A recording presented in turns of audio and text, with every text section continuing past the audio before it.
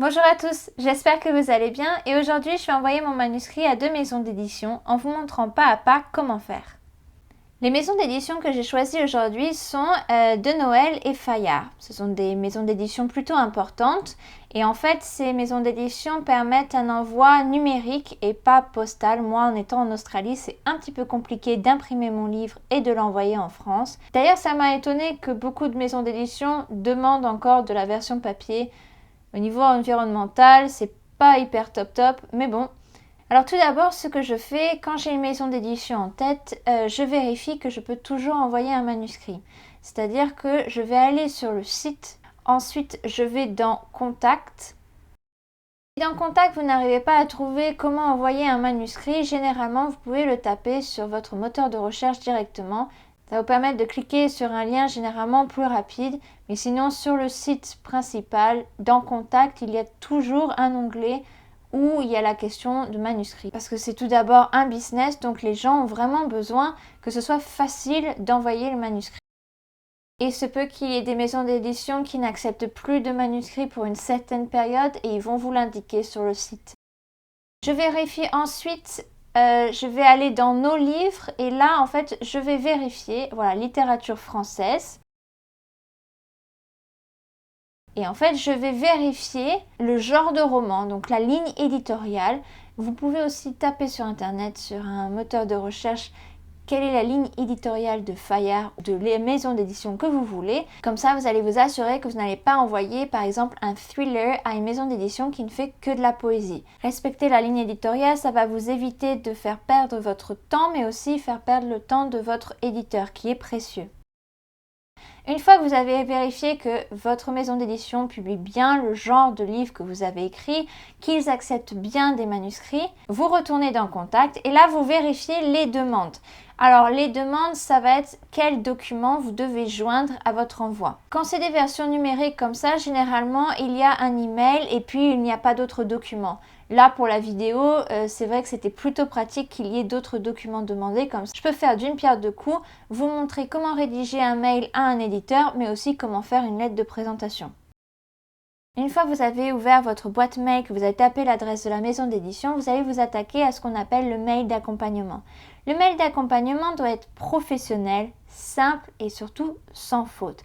C'est là en fait où vous allez faire une première impression. Certaines personnes pensent qu'il faut être original dès le début et avoir un style alambiqué pour vraiment prouver qu'on est écrivain.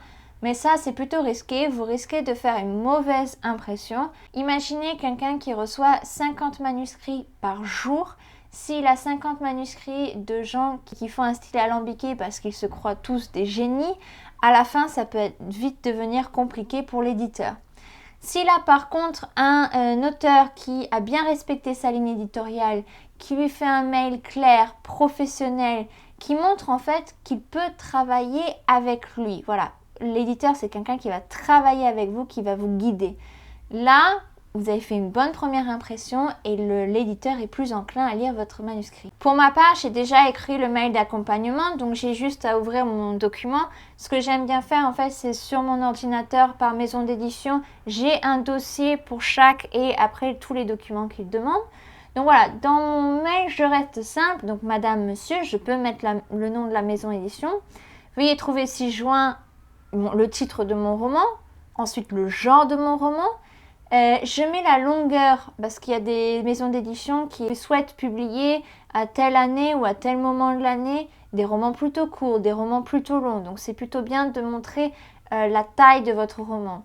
Ensuite, j'indique pour quel public ça a été écrit et s'il s'agit d'un volume unique ou qu'il y a un tome 2 qui arrive par la suite. Je mets une formule de politesse et ensuite je signe. Normalement, dans ce mail-là, je mets le résumé et ma biographie aussi. Mais comme ces maisons d'édition m'ont demandé une lettre de présentation, je vais joindre un document avec ces informations-là, mes coordonnées, la biographie, un résumé. Comme ça ne fait pas répétition. Voilà, c'est envoyé. Donc là, il y a généralement des délais de 1 mois à 3 mois. Moi, ce que j'aimerais bien vous dire, c'est qu'il faut faire attention. Surtout, en fait, il y a des maisons d'édition, il y a 3 genres. Il y a des maisons d'édition à compte d'éditeurs, des maisons d'édition à compte d'auteurs et puis il y a l'auto-édition. L'auto-édition, c'est vous qui faites tout de A à Z, que ce soit la communication, que ce soit la publication.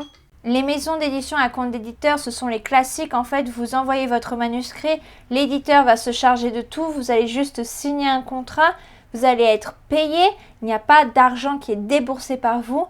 Et la maison d'édition s'occupe en fait de faire la communication, de faire la publication, de faire tout le côté com. Et voilà, il y a un travail d'échange qui va se faire puisque l'éditeur va vous accompagner. Il va peut-être vous demander des modifications, ça arrive très souvent, mais il n'y a aucun argent, je le répète, qui est déboursé par vous. La maison d'édition à compte d'auteur, là par contre c'est différent, vous allez payer la maison d'édition qui a supposé un réseau en fait, c'est elle qui va vous faire votre com, mais par contre vous payez la publication de votre livre.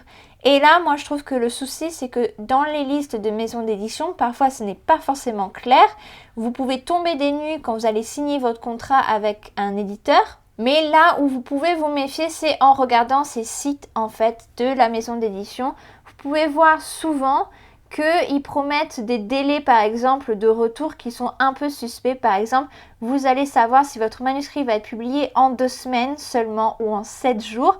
Là, il y a une petite alarme qui doit quand même se mettre. Vous allez voir aussi, par exemple, si vous allez voir le catalogue et vous allez voir les couvertures qu'elles sont pas top.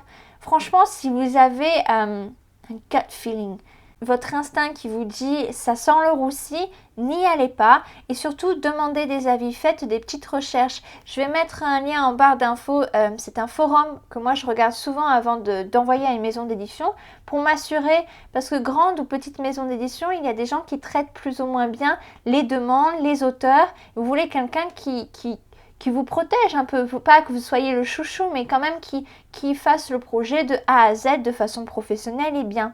Il y a ce forum-là d'écrivains qui peut vraiment vous dire, faites votre détective et vraiment choisissez des maisons d'édition qui vous conviennent et surtout où vous n'allez pas vous faire arnaquer. Les maisons d'édition à compte d'éditeur, le temps, voilà, c'est de 1 à 3 mois, mais vous pouvez avoir une réponse beaucoup plus tôt ou beaucoup plus tard. Ça dépend combien de manuscrits ils vont avoir en même temps. Sachez qu'il y a les rentrées littéraires aussi, où là, c'est à un moment donné un peu plus chargé pour la maison d'édition. Et suivant la taille de la maison d'édition, si c'est par exemple Gallimard, ils auront plein d'employés, donc ça va. Mais si c'est une petite maison d'édition où l'éditeur fait aussi la com, fait aussi d'autres tâches, ça va demander un peu plus de temps. Une fois envoyé, il faut être patient et puis je touche du bois et je vous souhaite bonne chance.